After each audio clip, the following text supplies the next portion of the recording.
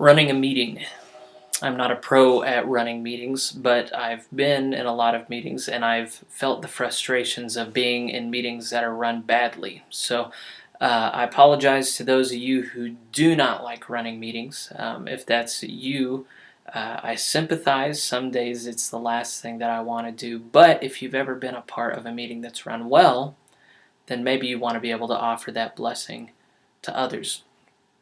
So, couple key points. Most of it's just the basics. The first one being start on time. Even if not everybody's there, you need to be able to create an expectation that people will be on time, and people who show up late need to be out of the loop so that they have that incentive to show up earlier next time. Also, starting on time shows a lot of respect for other people's times who did manage to show up on time. Time is precious. Most of the time when committees are meeting, we've only got an hour, all right? And the first and last parts of those hours are often spent winding up or winding down. The meat of a meeting is actually very short, and so time is precious. That being said, don't forget to give some of that time to God. A tenth of that time is an appropriate thing for me to encourage. Tithe, like we tithe our money, we tithe our time. So when we get together to do the work of God, make sure to open and close in prayer. It is not an obscene thing, and I would encourage it to maybe have a short scripture lesson, if not from you, then from someone you asked to do it beforehand. But after the opening prayer, hopefully you have an agenda. You make sure that everybody has a copy of the agenda if possible, and you work your way down the agenda. Pretty simple, top to bottom.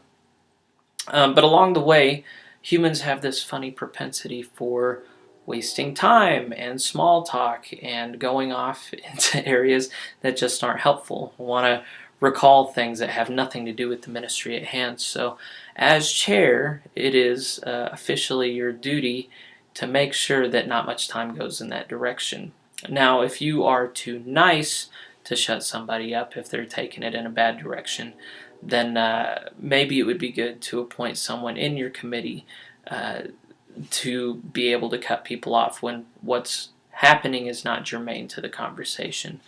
And you hate to be nitpicky, but you don't want to do it in a way that's going to offend people. It really is important to make sure that everyone there feels valued. So, it's never appropriate really to tell someone, shut up.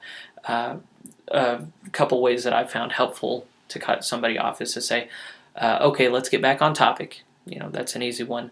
Or if someone is talking too much, the same person talking over and over, a good way to cut them off is to say, I very much appreciate your thoughts, but we haven't heard all the voices here, and I'd be very curious about what so-and-so here has to say. So if you don't think either of those will work, but you want to be able to redirect the conversation, go ahead and speak with me. I like problem solving through that stuff. The other side of that is that some people, even though they're willing to show up to a committee meeting, they don't necessarily want to contribute very much. And so part of helping them contribute is making sure that they get the meeting minutes beforehand, which I'll talk about in another video. But you'll also want to be able to prompt people, know where their passions are. If you can, take some time to get to know everybody on your committee, hopefully beforehand. But during the meeting, if you sense that a voice is missing, go ahead and call on them. Be thinking about who needs to be speaking, not just who doesn't, but who does. Along the way, keep in mind the amount of business that needs to get done. You've got an agenda laid out, and so even if you are having conversation that's germane to the topic, if you have a lot of stuff to cover, then sometimes you have to be that wet blanket that closes off conversation for the time being to move things on. Now I want to repeat at the end here, close in prayer, but running a meeting isn't easy, and so at least lend your authority to whoever's leading the discussion. If you can't be the one moving things along, get somebody who can do it and who's more comfortable doing that, and lend them your authority. I guess the only other thing to say is that as chair, whether or not you like authority, you have authority. You've been given authority by your church, and I'm going to stand by you as your pastor. And so make sure that you feel good about what you're doing and who you have as a part of your team and how you're spending your time together. If you can feel good about it, so can I. And just hold it to the standard of the cross, and everything will be okay. Okay.